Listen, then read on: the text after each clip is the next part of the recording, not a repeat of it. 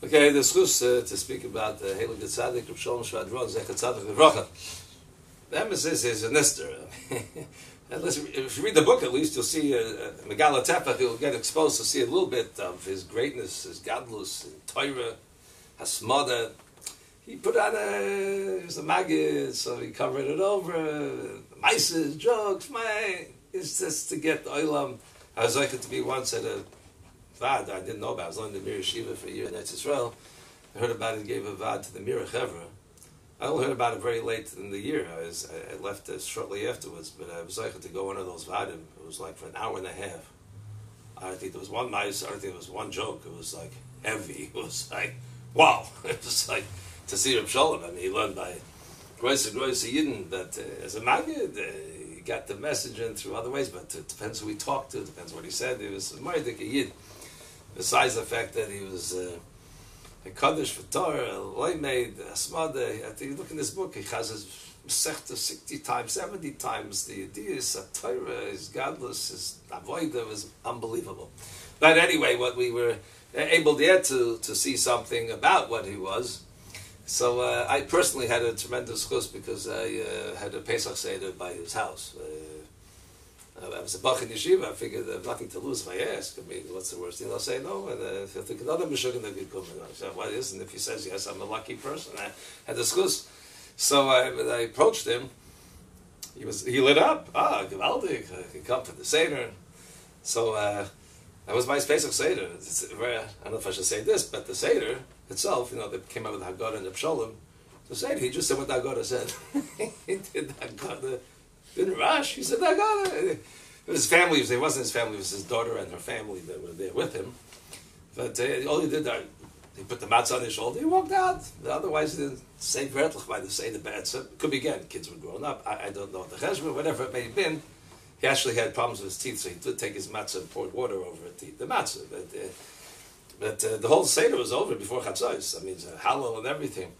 But it was a beautiful Seder. I'm just saying, but what we would people expect. But at any rate, the point was that so I had approached him about coming to the Seder. So that after the Seder, he said, so Morgan Esman at Elif. Tomorrow we're eating at 11 o'clock. And I said, I didn't realize I was invited for the next day meal. I already had an invitation elsewhere. So I apologized, but I don't want to lose that invitation. I could come for a meal. I said, Schuldig, can I take a rate check? Well, what is a rate check? What's a rate check? And I explained that you can get another time in. You think so? Okay, good.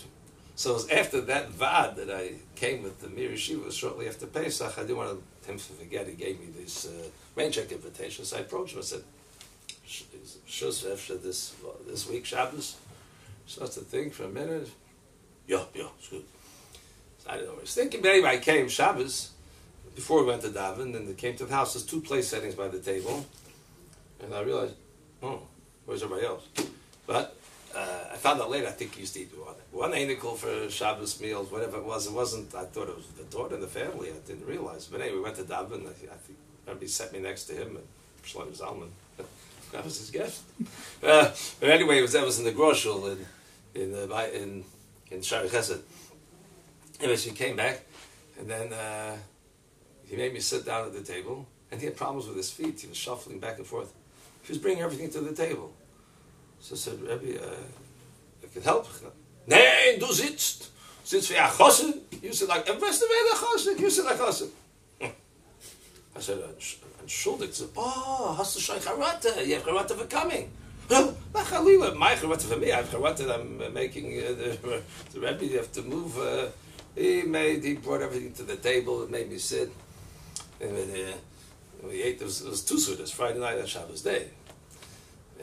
Shabbos Kodesh. He said, we have to say it. He meant it. He just put it on the advice, and we have to say Shabbos Kodesh. I was able to ask him things. It was very, very nice. And then, interestingly, I'm telling you what I said and what he responded. I'm just sharing this. I told him that I had heard a story about Rabbi Finkel, who was a nephew of the Chazon Ish, who lived in B'nai Brak after he was married. And he once was arguing with the Chazon Ish and learning before Mincha. I think this is Mincha Gedolim Chazon Ish.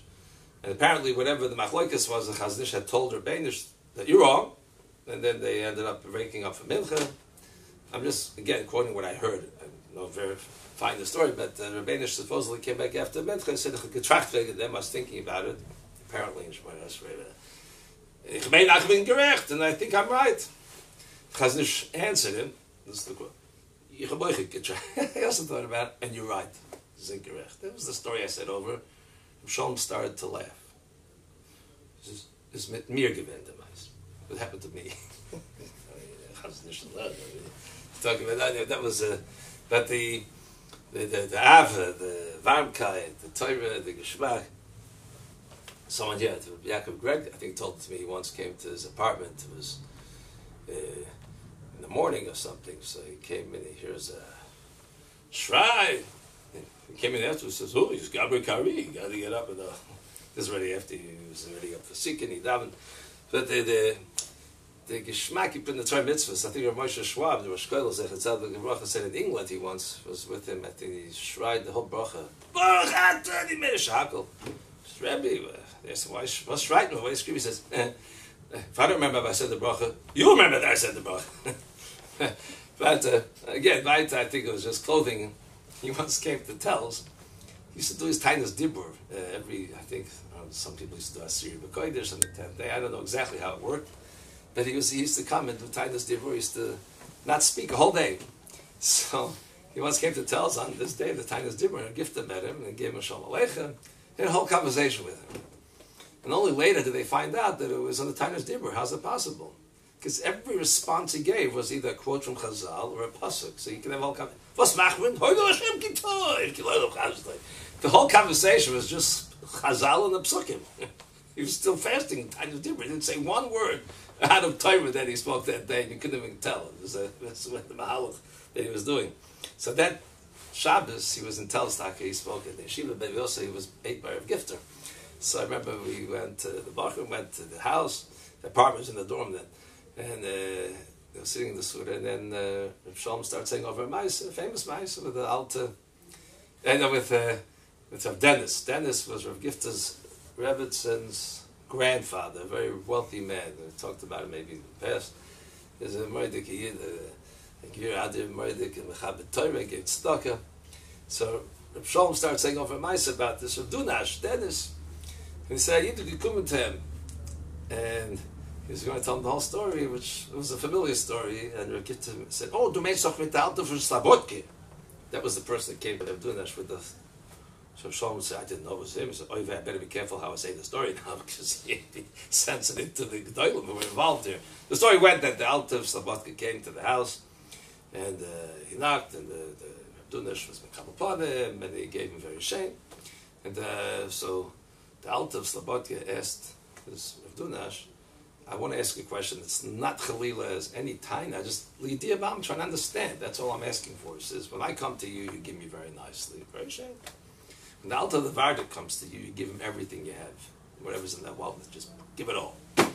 It's just, I understand. I'm trying to understand the concept. What's the difference? Well, alavona. To understand people. It's very simple. He says, the Alta, Shiva comes to me, you knock on the door. I answer, my attendant answers, you open, oh, Shiva comes, hey, okay, follow nicely. I take him to the living room, I show you where to sit. Then I sit down and you start talking to me in deferment and covered. Why? What do I deserve covered for? What am I getting honored for? What? What do I have? I'm not a Talmud Chacham. He's glad he used to learn. He had a Melamed, used to learn with every day. But Talmud Chacham, what could be honoring me for? I'm thinking the only thing I have, geld. That the Russian gave me geld. Geld, money. It's chashav ezach. It's chashav. Okay, so I also want money.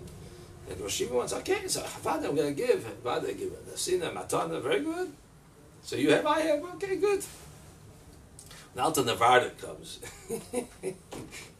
Bangs on the door, I think he waits. Barges in, plops himself down in my seat. He takes off his shoes out of his graphic. And he goes, getting into me. No, do that. What's with you? What's with your learning? What's with that? Oh, whoa. He knows the real me. He's, what do I have? Nothing. Hey, this gelt is worth nothing to him. Gelt's worth nothing. Take the whole thing. He just throws him the whole thing. It's how the person affiliates himself with whoever it is. that the schus to be in this presence, he's speaking Shara in the Zichar Moshe on Shabbos, Friday nights.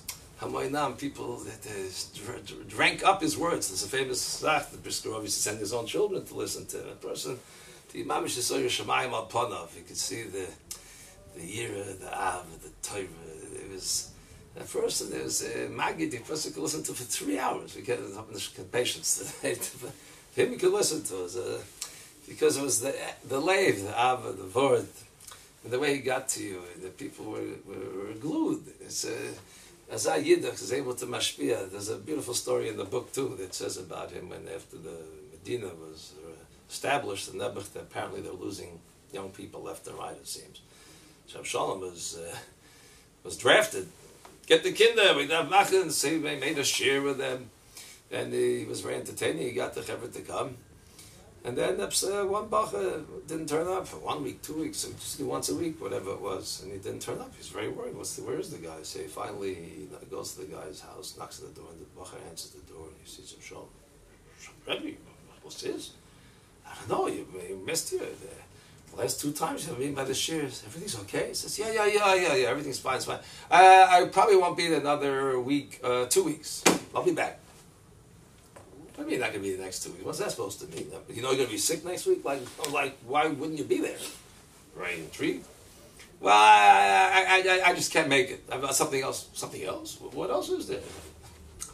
He's very embarrassed, but I guess the soccer games were going on. There was maybe the cup, whatever, the series. I have to go to the soccer games. But I'll be back. After the games are over, I'll be back. So Shalom feigns ignorance. Maybe you know what it is. What is them soccer? What he does? So he tells him, you have a ball, you have to kick it. So kick it. Well, no, you have goal posts. You have to get the ball between 2 posts. So let's go right now. Let's take care of it. Take the ball, we'll put a post here and a post there, and kick the ball, and have shofar thing and come to the shir. Well, we'll see it.